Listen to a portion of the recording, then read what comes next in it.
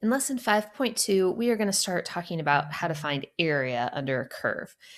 So we'll get to that in a minute. Before we do that, we need to review a little bit of notation. It's called sigma notation. We learned about sigma notation back in Algebra 2, and then we reviewed it a little bit in college algebra. But just so you can see it again, sigma, that's the Greek letter sigma, and sigma means to sum. So we're going to do a bunch of things and add them together. This is also sometimes called summation notation. But that's your Greek letter sigma. Okay, and what this tells you is this I here, that's the formula we're plugging into. Okay, so we're plugging something in there. And what we start with is the lower bound.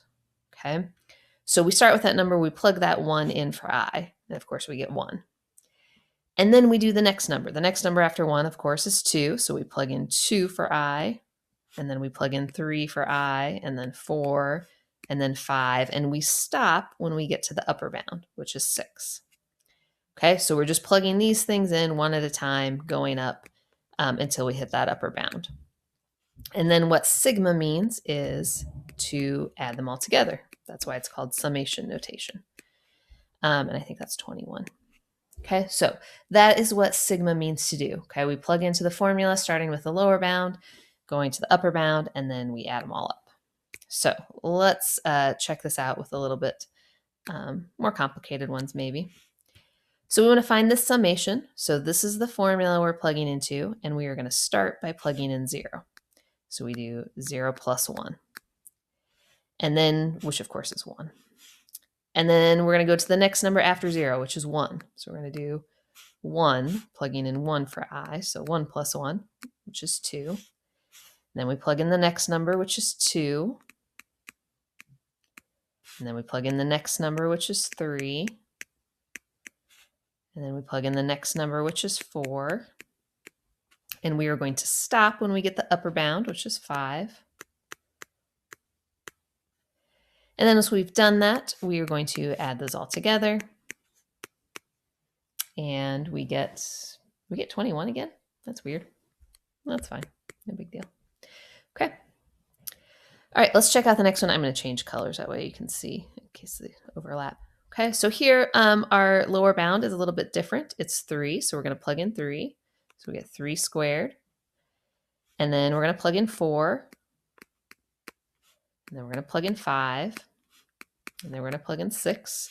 And we're going to stop when we get to 7. So we get 9 plus 16 plus 25 plus 36 plus 49, and whatever that is. I don't know. I don't have a calculator. I'm not going to do that right now. Okay. Equals something. Okay. Let's try the next one. We're going to start with our lower bound of 1. So we're going to do 1 over the square root of 1. And then we're going to plug in 2, 1 over root 2. And then we're going to plug in 3, and then 4, and then 5. And that's where we're going to stop because that's our upper bound. This one, obviously, you would need a calculator if you actually wanted to do the sum. I'm just going to leave it that way. Sometimes it's okay to just leave them as like this. All right, let's take a look at a couple more. Try that color. Now, this one is a little bit different, but it's okay. We can handle this. Notice that we have k equals 1. So when we plug in, we're plugging in for k.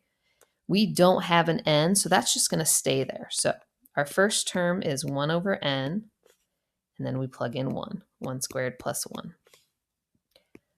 Our next term, so now we're going to plug in 2, is 1 over n, 2 squared plus 1.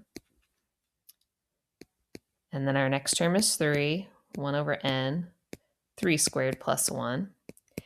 Now, notice we don't know where this one stops, okay? Our upper bound is n, okay? We're not given a number, so what we do in that case is we just say dot, dot, dot.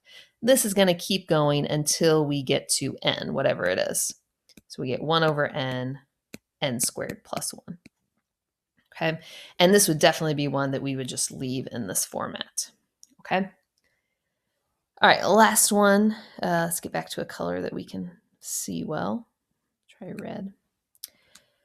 All right, so I is our index So we're just plugging in 1 for I. Now there's not much to do here. We do f of x instead of I. That was supposed to be a 1. So x1 delta x. And then our next term is going to be f of x2 delta x. And our next term is going to be f of x3 delta x.